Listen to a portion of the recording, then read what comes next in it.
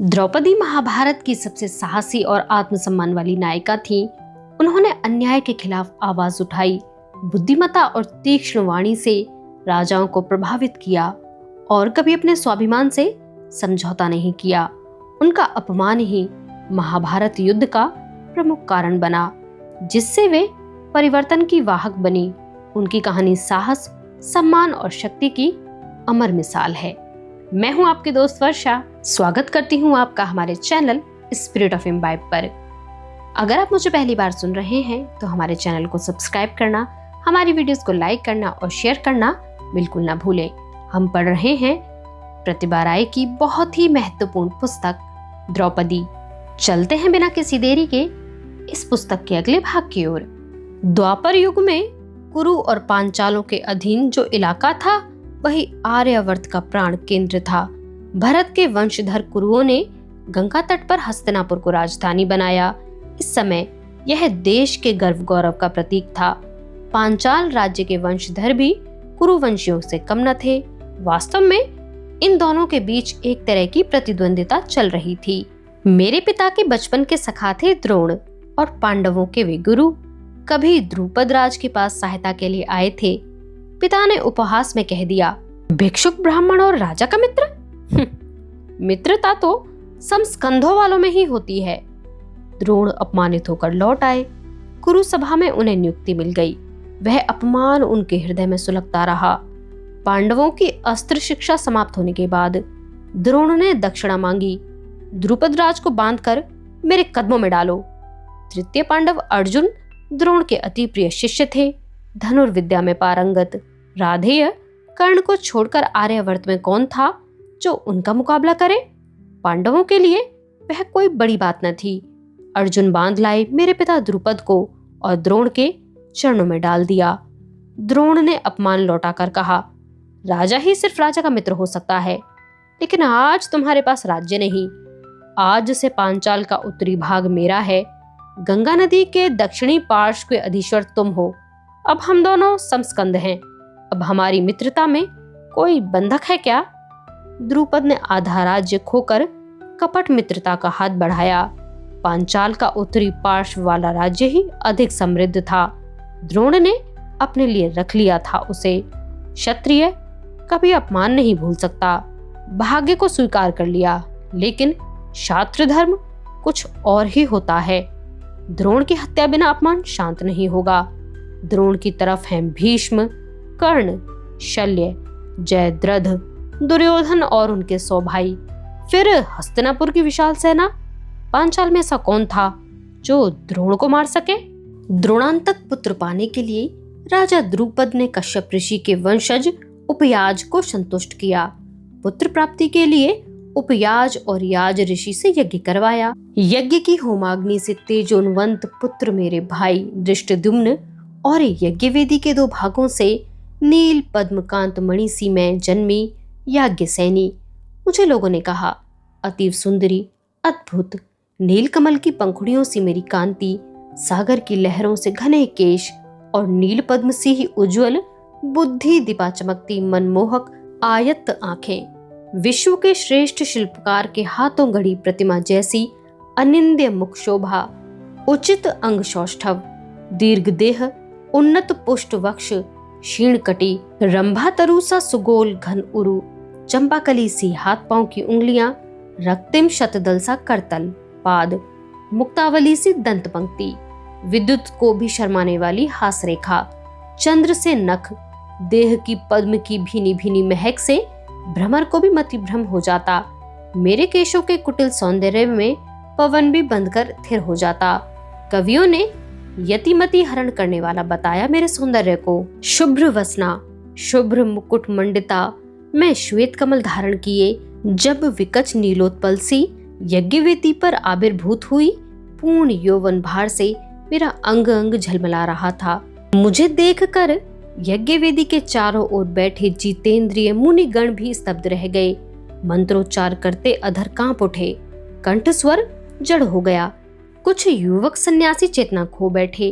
पेड़ों के पत्ते भी कुछ क्षण थम गए। अग्निशिखा निर्वाक निष्कंप हो गई। शायद महाकाल उस क्षण स्थिर हो गया था। अपने रूप का वर्णन मैं नहीं कर रही, लोगों ने कहा था। पिता की राजसभा के कवि कह रहे थे, श्यामा, इसके रूप का वर्णन जितना ही करो बहुत कुछ बाकी रह जाता है। जीवन भर काव्य लिखने पर भी इस अनुपम सौंदर्य के लायक उपमा नहीं मिलेगी। अतः कृष्णा स्वयं ही अपनी उपमा है। मेरे जन्म के समय आकाशवाणी हुई थी, यह कन्या तुम्हारे अपमान का बदला लेने ही जन्मी है। प्रतिज्ञा पूरी होने के लिए आविर्भूत हुई है। इससे पृथ्वी पर धर्म की रक्षा होगी, क्षत्रियों का नाश होगा, यह कौरव नाशिनी होगी।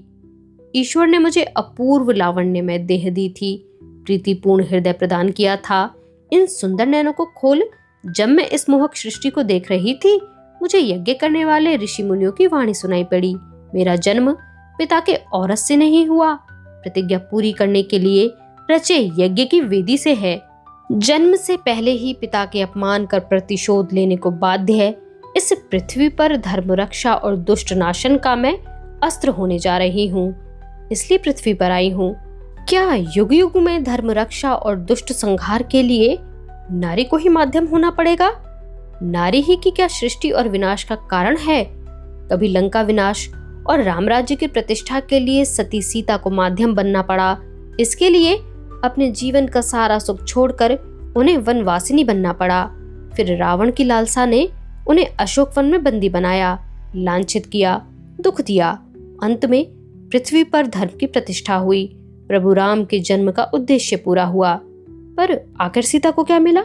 राम के निर्वासन का दंड, सबके सामने सतीत्व की परीक्षा। धरती उनके लांछन से फट गई। सीता अपना दुख, लज्जा, अपमान छुपाने के लिए धरती की गोद में चली गई। यह सब सोचकर ही हृदय कांप उठता है। धर्म रक्षा और कौरवों का विनाश मेरे जन्म का लक्ष्य है। सुख की कल्पना में डूबते डूबते मेरा मन किसी अनजान आशंका से सिहर उठता है।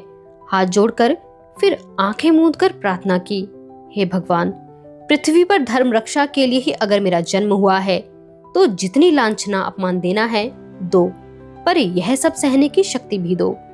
मुझे ध्यान में डूबी देख पिता बहुत प्रसन्न हुए।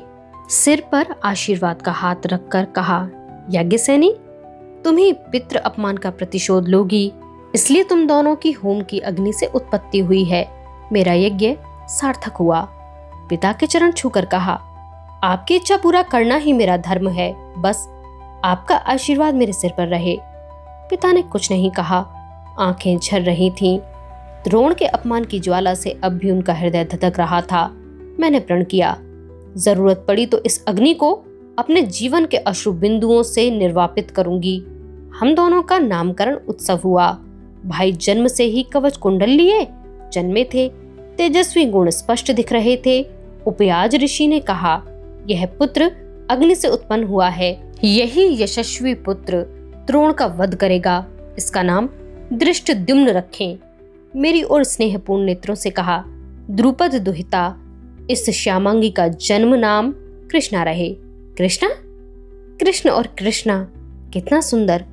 पिता इतना कहकर आकाश की ओर देखते रहे। चेहरा प्रसन्नता में चमक उठा। पिता का आनंद मेरे चेहरे तक भी संचार कर गया। सोचने लगी, कौन है यह कृष्ण जिसका नाम ही इतना अमृतमय है? पिता अस्पष्ट स्वर में कह रहे थे, हे कृष्ण, अपनी कृष्णा तुम्हारे ही हाथों अर्पित करूंगा। तुम ही तो आर्यावर्त में पुरुष श्रेष्ठ हो वीर, एवं धर्म स्थापना तुम्हारे जीवन का उद्देश्य है। तुम ही गर्व गंजन गोविंद हो। कृष्णा को तुम्हारे हाथ में देने पर मेरा सम्मान लौट आएगा, इसलिए तो कृष्णा का जन्म हुआ है। किसी अनुभूत सिहरन से रोमांच हो आया मुझे, अंग अंग में पुलक भर गई। आर्यावर्त के श्रेष्ठ पुरुष, श्रेष्ठ योद्धा और धर्म संस्थापक किसके काम में न होंगे? फिर मेरी अपनी तो अलग से कोई कामना नहीं। अभी अभी तो पिता के आगे प्रतिज्ञा की है, अतः मैं कृष्ण के आगे समर्पित हूँ। ऐसा ना होता तो उपयाज ऋषि मेरा नाम कृष्णा क्यों रखते? कृष्ण और कृष्णा स्वर्गीय, पवित्र, मधुर प्रेम धारा में मेरा हृदय डूब गया।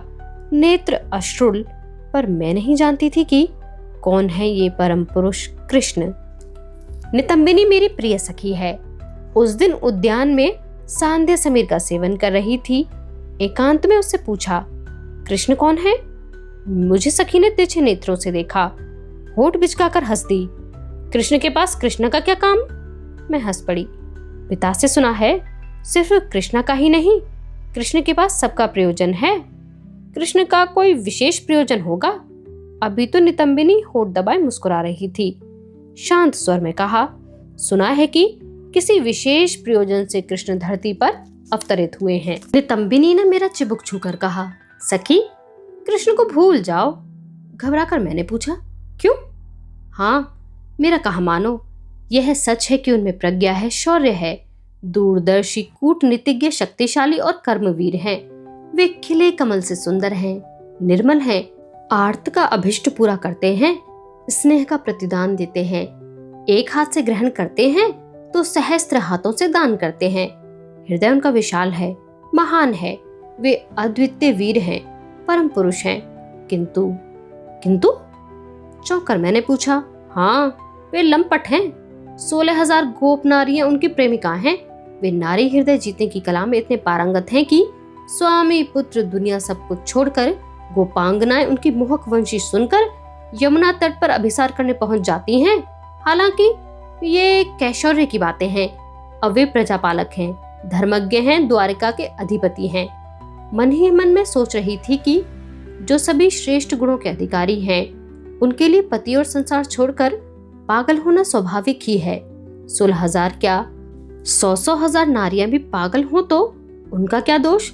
मन करता था एक बार ऐसे परम पुरुष को देख पाती। कैसा रूप! नितंबिनी से पूछो तो वह परिहास करेगी, बड़ा चढ़ाकर दूसरी सखियों से कहेगी, वे फिर चिड़ा चिड़ा कर प्राण लेंगी। बात को थोड़ा घुमाकर पूछा, कृष्ण की वंशावली जानती हो? नितंबिनी को हंसी आ गई। वंश माँ बाप देखते हैं, कन्या तो रूप देखती है। कृष्ण के रूप के बारे में सुनोगी तो होश हवाश खो बैठोगी, कहोगी कि कृष्ण बिना यह जीवन वृथा है। अभी कृष्ण को लाकर दो, वरना प्राण छोड़ दूंगी। फिर बता मैं क्या करूंगी? मैं सपने में खोई थी कृष्ण का रूप। वह कल्पना ही तो मेरी सहचरी थी। इस उम्र में कौन कितनी कल्पना नहीं करती। कल्पना में भी कितना सुख नहीं मिलता, पर सबकी हर कल्पना तो पूरी नहीं होती। कल्पना छोड़ कोई जी सकता है। मैं कृष्ण कल्पना में खोई रही। कृष्ण तमाल की लता कुंज तले दोनों सखी बैठी थी। नीले आकाश का रंग अस्त सूर्य के रंग में रंगा जा रहा था। मेरे पांवों में अलता की धार सा खिल रहा था। स्वच्छ सलिल से परिपूर्ण सरसी में नीलकुई की पंखुड़ियां खिली थीं। सांध्य आकाश में कुछ मेघखंड चंद्रिका का रास्ता रोक नीलकुई के साथ खेल रहे थे। इधर आकाश में मेघों को देख मेरा पाला हुआ मयूर अपने पंख फैलाकर नाचने की तैयारी कर रहा था। नितंबिनी कृष्ण का रूप गाती जा रही थी। मयूर चंद्रिका के साथ मेरा हृदय भी ताल दे रहा था। मैं सोचती जा रही थी, कृष्ण है कैसे? शायद नील तमाल से या सांवले मेघ से। नील कुंसी आंखें, उनकी दृष्टि, मयूर चंद्रिका के उज्जवल नील रंग से केश और अधर होंगे अगस्त से फूल की तरह बंकिम सुंदर, पदम कोरकों से हाथ पांव, नीले आकाश सा प्रशस्त वक्षस्थल, वसंत की कुहू तान सरीखा, मंद्र मधुर स्वर उनका, हिना के फूल सी देहगंध और चंपा तरु सी श्याम कोमल अथच दीर्घ काया। सम्मोहित सी सुन रही थी नितंबिनी का वर्णन। वह भी मुझे तिरछे नेत्रों से देखती जा रही थी। तनिक रुककर कहने लगी, और मधुपान सा कृष्ण का बाहुबंधन और कृष्ण प्रेम की मादकता। नशे में झूमने की तरह मैं नितंबिनी की गोद में ढल गई। सारी देह थरथरा रही थी। हृदय में एक विचित्र आवेग के कारण स्पंदन। ऐसा अनुभव पहली बार था। क्या है ये? क्यों होता है ऐसा? नितंबिनी कान में कह रही थी। कृष्ण प्रेम, यह उसी का लक्षण है। हे प्रभु, अब मैं क्या करूं? लता कुंज तले मुझे सुला दिया। पुष्करणी की ओर बढ़ी, जल लाकर होश कराने। मैं चेतना शून्य तो न थी, सब समझ रही थी, पर किसी स्वप्न लोक में विचरण कर रही थी। जिधर देखा उधर ही कृष्ण, नील कृष्ण, नील कृष्ण। सारा विश्व कृष्ण में, प्रेम में, मधु में, विश्व में कृष्ण और कृष्ण में विश्व। सखी नितंबिनी के जल छिड़कने से पहले ही नील मेघों से कुछ बूंदें झर गईं। मेरे कंपित शरीर पर कृष्ण तमाल से बूंदें टप टप झर रही थीं। रोमांच ही रोमांच। मेरा मयूर अपनी पूंछ हिलाकर मेरे चेहरे पर पंखा झल रहा था। धीरे धीरे चैतन्य होकर उठ बैठी। लाज में मैं दबी जा रही थी। छी, सखी क्या सोचती होगी। जल लेकर सखी आई, तब तक मैं लाज से मुंह ढांपे थी। वह जल के साथ 2 कुई फूल तोड़ लाई थी। हाय, फूल क्यों तोड़ लाई? चंद्रिका का पान कर नील कुई रात भर हंसती। नितंबिनी निर्दय हो, पर वह मेरे मुंह पर जल छिड़क रही थी। मैं वैसे ही रही, कुछ नहीं बोली। एक तो लज्जा और अब खेद की कुई तोड़ लाई सखी।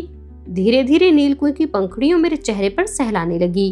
कान में कहने लगी, जानती हूँ कृष्ण की संजीवनी छुए बिना इस रोग का उपचार संभव नहीं, पर द्वारिका निवासी को तुरंत पाऊंगी कहाँ। अतः कृष्ण नाम का स्मरण कर ये 2 नील कुई तुम्हारे हृदय पर रखे दे रही हूँ। बस इतने से ही स्वस्थ होकर उठ बैठो, वरना पिता राज्यवैद्य को लेकर आते होंगे। नीलांजना संवाद लेकर जा चुकी है, महाराज को रोग के संबंध में क्या बताऊंगी। इतना कहा और नितंबिनी ने दोनों फूल मेरे वक्ष पर रख दिए। मैंने दोनों को गहरे आश्लेष में भर लिया। क्यों तोड़ा दोनों को? सावधानी से सहेज उठ बैठी। नितंबिनी हड़बड़ा गई। महाराज पधारे हैं, उनके पीछे भी कोई है। मैं समझ गई कि यह सब नीलांजना की करतूत है। पिता खबर पाकर राज्य वैद्य को लेकर हाजिर हैं। पिता मेरी जरा सी भी बीमारी सह नहीं पाते। अब क्या कहूँ? कृष्ण का रूप वर्णन सुनते सुनते मूर्छित हो गई। नितंबिनी कह देगी तो मैं पिता की ओर सिर उठाकर देख सकूंगी। लाज से गड़ी जा रही थी। नीलांजना पर गुस्सा आ रहा था। जरा सी बात जाकर कहने की क्या जरूरत थी। मन ही मन खींच उठी। औषध से वैसे ही चिढ़ है मुझे, फिर राज्यवैद्य से घबराती भी हूँ। पिता स्नेह भरे स्वर में कह रहे थे, सभी रोगों के निदान स्वयं कृष्ण जहाँ उपस्थित हैं, वहाँ राज्यवैद्य को क्यों लाता? डरो नहीं बेटी। हिना के फूलों की महक से सारा उद्यान भर गया। हवा का एक झोंका ऐसा आया, कई तमाल के फूल एक साथ मुझ पर झर गए। उसी झोंके में छोटी सी मयूर चंद्रिका आकर मेरी बगल में गिर पड़ी। रोमांच की सीमा नहीं रही। यह सब कहाँ से आ रहा है? मेरे पाले पोसे मयूर तो कब से जा चुके हैं वह उद्यान छोड़कर। पिता स्नेह में भरे कह रहे थे, कृष्ण का आशीर्वाद लो बेटी, तुम परम सौभाग्यवती होने जा रही हो। यह उसी की सूचना है। मयूर चंद्रिका छूकर फिर वही मूर्छित न हो जाऊं, अतः मैंने उसे नहीं उठाया। नितंबिनी मेरे मन को भांप चुकी थी। सावधानी से उठा लिया। आपकी कवितावली में रखे देती हूँ। छी, नितंबिनी को जरा भी स्थिति का ज्ञान नहीं। मैं कविता लिखा करती हूँ, यह क्या कृष्ण के आगे कहने की बात है? जिनकी पदरेल से समग्र विश्व काव्यमय है, मेरी कविता लिखने की बात सुनेंगे तो क्या सोचेंगे? फिर पिता भी यहाँ खड़े हैं। पिता कहने लगे, कृष्ण की पदवंदना नहीं करोगी बेटी? अभी द्वारिका से पधारे हैं, तुम्हारे अस्वस्थ होने का संवाद पाकर उद्यान में चले आए। मेरे हाथ में दोनों ताजा कुई फूल अभी भी थे। पिता के पांवों के बगल में ही 2 नील कमल से पाद पद्म। विश्व का श्रेष्ठतम कवि भी इन चरणों का वर्णन नहीं कर सकता। पता नहीं उनमें कौन सी मोहिनी शक्ति थी। दोनों नील कुई उन चरणों पर रखे अश्रु बूंदें ढरका दी। प्रथम भेंट में मैंने वे चरण ही देखे। पिता के साथ वे महल में लौट गए। आंखों से ओझल होने तक मैं वैसे ही जड़ बनी रही। नितंबिनी ने मुझे हिलाया। यह क्या किया? वक्ष पर रखे नील कुई को ही कृष्ण के चरणों में अर्घ्य चढ़ा दिया। अब क्या करोगी? मैंने विह्वल होकर कहा। हाँ, अब क्या करूं? रात भर उन्हीं चरणों में खोई रही। पता नहीं कितनी कविताएं लिखी, फिर भी मन नहीं भरा। सोचती हूँ जिनके चरण युगल का वर्णन ही मैं नहीं कर पाई, उनके मुख, नेत्र, अधर का वर्णन मेरी कविता कभी कर पाएगी? और नहीं कर पाऊंगी तो फिर कैसी कविता? हर आदमी के मन में कविता होती है, कोई उसे लिख देता है, कोई नहीं लिखता। मैं लिखे देती हूँ। जब जो मन में आता है कविता के रूप में लिख डालती हूँ। पिता ने पढ़ाई लिखाई की व्यवस्था की थी। गुरु और पिता दोनों कहते, मैं विदुषी हूँ, ज्ञान पिपासु हूँ। बहुत जल्दी ही अनेक शास्त्रों में दक्ष हो गई। गणित, संगीत, चित्रांकन, पाक शास्त्र, पुष्प सज्जा, अतिथि सत्कार आदि कई विद्याओं में निपुण बन गई। पर कविता लिखने की धुन थी, मन ही मन स्वतः सीखती गई। पिता को इस बात का कोई पता ही नहीं था। हमारे यहाँ बहुधा शास्त्र चर्चा हुआ करती, काव्य कविताओं के दौर चलते, अनेक पंडित कवि विद्वान निमंत्रित होकर आते। मेरे कारण ये चर्चाएं आयोजित की जाती। पिता जानते थे कि नृत्य, गीत आदि से भी अधिक रुचि इनमें है। मेरी शंकाओं का समाधान होता, ज्ञान पिपासा मिटाने की कोशिश होती, पर ज्ञान की पिपासा तो अनंत होती है। एक बार वेद व्यास कृष्ण द्वैपायन से शास्त्र सुन रही थी। विफलता में पूछ बैठी, सृष्टि के सभी ग्रंथों शास्त्रों का ज्ञान पाने में यह जीवन यथेष्ट ना हो तो क्या उपाय करे आदमी? वेद व्यास हंस पड़े।